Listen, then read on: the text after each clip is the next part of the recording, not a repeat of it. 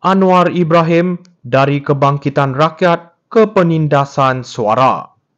Sebagai penganalisis, saya ingin menyentuh isu hangat yang melibatkan bekas Perdana Menteri Tun Dr. Mahathir Mohamad yang baru-baru ini mengkritik kerajaan mengenai ketiadaan garis panduan jelas terhadap ucapan kebencian.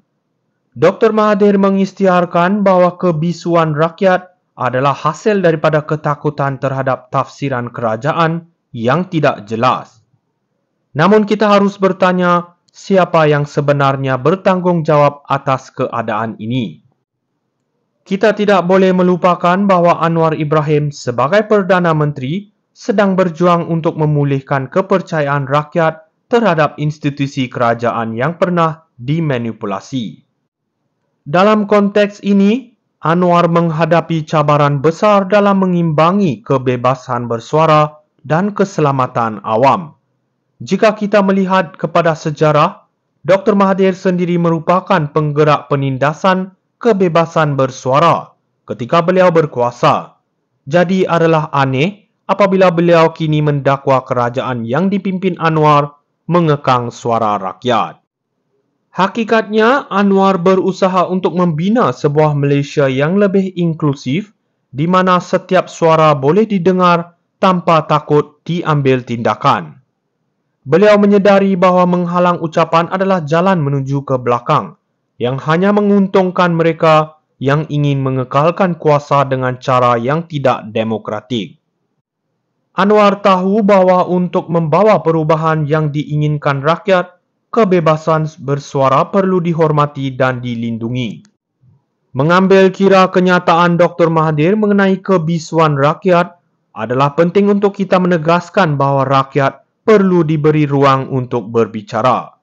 Namun, itu bukan bermakna mereka boleh menyebarkan ucapan kebencian yang merosakkan perpaduan dan keharmonian negara. Anwar perlu terus memperjuangkan batasan yang adil dan jelas yang melindungi rakyat daripada sebarang ancaman tanpa mengorbankan hak mereka untuk bersuara. Pada akhirnya, kita perlu memberi sokongan kepada Anwar dalam usaha beliau untuk mengembalikan suara kepada rakyat Malaysia.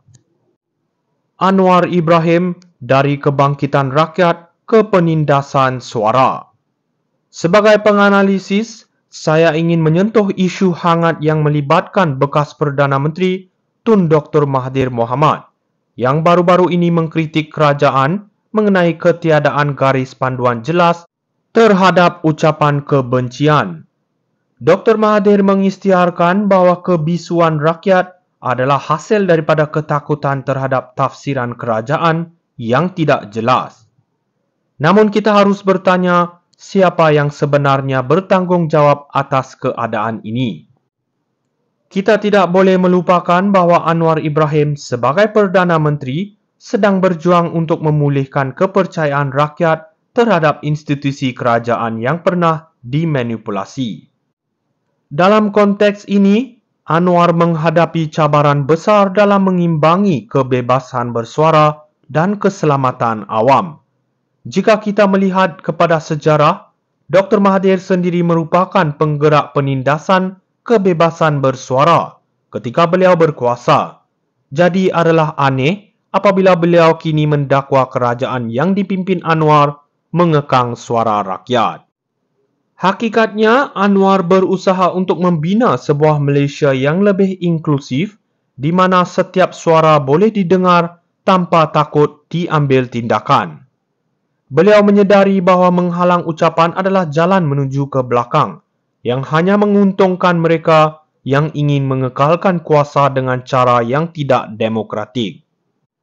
Anwar tahu bahawa untuk membawa perubahan yang diinginkan rakyat, kebebasan bersuara perlu dihormati dan dilindungi.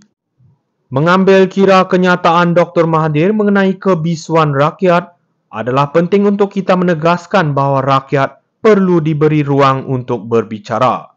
Namun, itu bukan bermakna mereka boleh menyebarkan ucapan kebencian yang merosakkan perpaduan dan keharmonian negara. Anwar perlu terus memperjuangkan batasan yang adil dan jelas yang melindungi rakyat daripada sebarang ancaman tanpa mengorbankan hak mereka untuk bersuara. Pada akhirnya, kita perlu memberi sokongan kepada Anwar dalam usaha beliau untuk mengembalikan suara kepada rakyat Malaysia. Anwar Ibrahim dari Kebangkitan Rakyat ke Penindasan Suara. Sebagai penganalisis, saya ingin menyentuh isu hangat yang melibatkan bekas Perdana Menteri Tun Dr. Mahathir Mohamad yang baru-baru ini mengkritik kerajaan mengenai ketiadaan garis panduan jelas terhadap ucapan kebencian. Dr. Mahathir mengisytiharkan bahawa kebisuan rakyat adalah hasil daripada ketakutan terhadap tafsiran kerajaan yang tidak jelas. Namun kita harus bertanya, siapa yang sebenarnya bertanggungjawab atas keadaan ini? Kita tidak boleh melupakan bahawa Anwar Ibrahim sebagai Perdana Menteri sedang berjuang untuk memulihkan kepercayaan rakyat terhadap institusi kerajaan yang pernah dimanipulasi.